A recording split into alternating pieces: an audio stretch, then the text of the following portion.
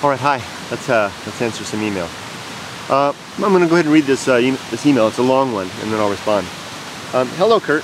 But I won't give away the identity of the person. I'm going to try to be more careful about that. Hello, Kurt. Thank you for taking the time to respond to me. It is an honor. I don't really have any questions at this moment, but I do have something I would like to share with you. I read your essay, No More Looking Out for Number One, a couple of hours ago, and it reminded me of my friends who have both committed suicide. That essay, No More Looking Out for Number One, is a document that I wrote a few years after my best friend in college committed suicide, and it kind of details the experience and then how it changed my life. You can find that on my blog, and I'll include a link to it in the description of this video. Both times were a surprise, and no one knew what was going to happen. My first friend, who I was closer to, voluntarily passed on when we were only 13 years old. It was a big shock to me when I came to school the next day and heard the news. It didn't hit me right away either, not until about 45 minutes later, after I was told about this, did it begin to set in. But after a few hours of feeling sad and crying, I felt okay. Not to say I didn't care anymore, but I felt okay. I was sad, of course, but I simply moved on and went about my days as normal as possible. Same thing at 15 when my other friend, who I wasn't as close with, passed. At 16 is when the anxiety came, and I ultimately dropped out of school, not knowing how to cope with the physical pains it brought with it. At 18, the depression came. Not sadness or loneliness, but lack of motivation and not having much interest in anything. Now I'm 21 and nothing has changed. I sit around and try to pass the time. I have much I need to be doing, but I don't care enough to. It's troubling. I have thought of suicide as a way out to avoid the stress that life is going to be putting on me. But I have thought about it intensely, and I can't do that. Not to my family, my mother in particular, who puts up with me, and my lack of lifestyle. So I feel stuck. Though I know what I need to do, I feel like I can't most of the time, and there's no way out. Then last year, mid-September, I visited my friend's grave for the first time since he had passed. It was 7 years before. I finally visited his resting place, and I wasn't sure how I would feel about it. When I got there and saw his stone, my mom asked me if I had anything I would like to say to him. I choked up and couldn't say anything. If I did, I thought I would start crying. Even though many years had passed, on the drive home, I thought about the visit and him, and I felt I couldn't do that, throw my life away and trouble those around me like that. And I felt I needed to do something with my life and not continue with how I am. Around this time, I got my state ID so I could look into getting my GED or a job.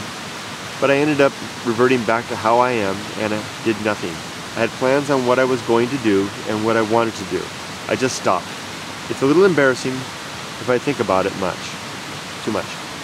What I want to say about your essay is I think you have the right idea. If I interpret it right, I have an intention problem. It's taken me a while to get this far. So correct me if I'm wrong. To find a purpose in life, to keep you going, kind of, how I see it, was to live your life for others and not yourself. Living for myself, I don't seem to have as much of a care, and I just hurt myself and others around me. But if I had others I felt I needed to live for and work a more normal life, it might change the way I am. A little hard to read, I'm sorry. I like the idea, and I will ponder it for a while. You're a good reader. You're a good writer, friend. It's just that the sentences are a little hard to follow sometimes. And thank you for the video response. It brought a smile to my face that you responded to me, not just in email, but also on your video response channel.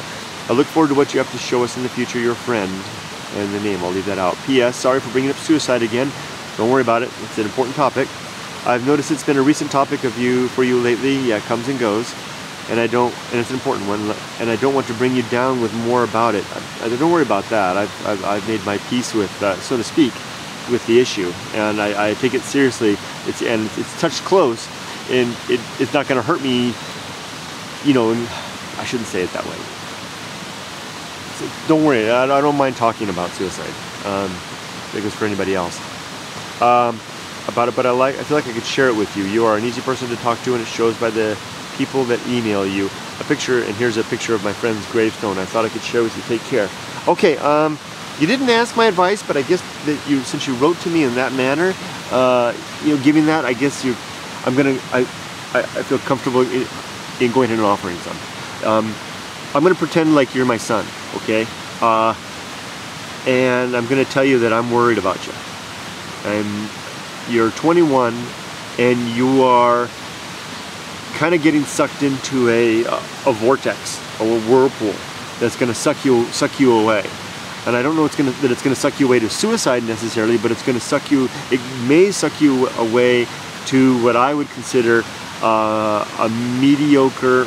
And it's hard to use this word, but I think it's applicable. A mediocre life of complacency and self-pity. And the reason I say that I say it that way is because life is filled with potential, and there's so much that you could possibly do. You're 21. There's so much you could do to be a force for good and strength and help in the world. And it would be a waste if those energies are given up because you get sucked into this whirlpool and you wind up complaining and worrying and in a sense giving up on life. The only way that you can get out of this is to pull yourself out of it. You may be able to get some help from other people, particularly if there's something biochemical involved with this. Remember, everything that I say here is just a guy in the woods with no credentials. There's no credentials. There's nothing hanging back there. There's no diplomas or credentials. I'm not an MD or anything like that. I have, just take that into consideration. This is like a friend or a dad, so to speak, because you're old. You're old enough to be my son, who's sharing with you in that way. Find out first of all if there's something going on.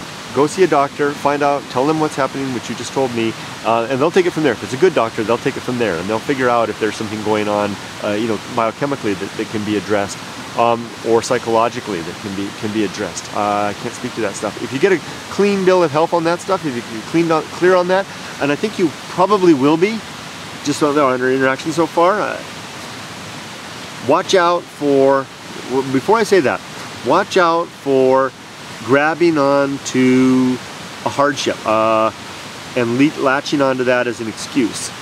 Things like having maybe being attention deficit disorder or being mildly autistic or different types of things. No, be careful. I don't want to say that people that have those things have no excuse for not making it on their own in the world. I'm not saying that at all. But there are people that they write to me sometimes and they tell me, I can't do anything with my life because I can't focus. I can't have attention. I've been diagnosed as ADDH or something like that. And otherwise, they're perfectly fine functioning people. But they tell me over and over again that it's that thing that keeps them back. And most of them, I'm not buying it completely. It sounds more like an excuse than a reality. There are people who make a lot of their lives with a far greater issues. Now, you have to be really careful because what I'm saying here can be taken the wrong way, and people can get desperate. But what I want to warn you away from is grabbing onto an excuse and then letting that become the reason that you do nothing with your life. So from there, once you have that clean bill of health, the only thing I can prescribe from there is what I call stepping onto the path of wildness, which is to move away from what you are comfortable with into unfamiliar territory and begin building a life on your own. And that's going to largely involve, if you take my advice, it sounds like you're still at home with your mom or your dad. You need to get out on your own. Get out on your own. Like I've said this to other people. Get a job first. Don't worry. Education will come later. Get 2 jobs if you have to. Get yourself a small studio apartment somewhere. Give your parents 3 months notice. I'm going to be on my own, and just go for it. And if you are scared and have difficulty, write to me. We can talk. Utilize your friends. What the heck is that? Talk to your parents, but don't rely on them for help, and begin to forge an independent life for yourself. When you begin to do that, and as you become more comfortable with stepping out on your own, it'll become easier. You'll have setbacks, you'll fall down sometimes, you'll make mistakes. It won't always be easy, but it's the best way out of the situation that you're in, and that's how you'll begin to find some purpose. And make your purpose what it is going to be. If you're, I'm a man that believes that the universe has no inherent reason. So I make my own purpose. My own purpose is to basically help people to be independent. What I'm doing right here, right now. I want to help you to become the master of your own life, and to stop making excuses for not living. You know, assuming that you're a clean bill of health, that there's nothing else going on, then find a way to make your life what you want it to be. Get your independence, get your education, get your freedom with the education to begin building a career. Find a gal, get married eventually, have children. You know, I would say wait on that. You know, hold off on that stuff, but that's the goal eventually, if you're so inclined. Or live a single life and enjoy that, whatever you want, and then make the world a better place for your time to be here. In an instant, you're going to be me, 50 years old, and on the countdown to becoming the contents of a bucket of an urn full of stuff. Hopefully somebody will dump it out here in the woods. That'll be the best. Or just take my you know, like, corpse and throw me out here. That'd be also good. I hope that this makes sense, and I hope that you can see my intent is to help you become free and independent, and to help you avoid giving up. People give up in lots of different ways, and it's never very pretty in the end, and it's something that they probably largely regret in the end. Take care, friend. Write to me more if you have more questions or you want to talk more, alright? I hope I didn't overstep my bounds in offering this advice that was kind of unsolicited. Bye-bye.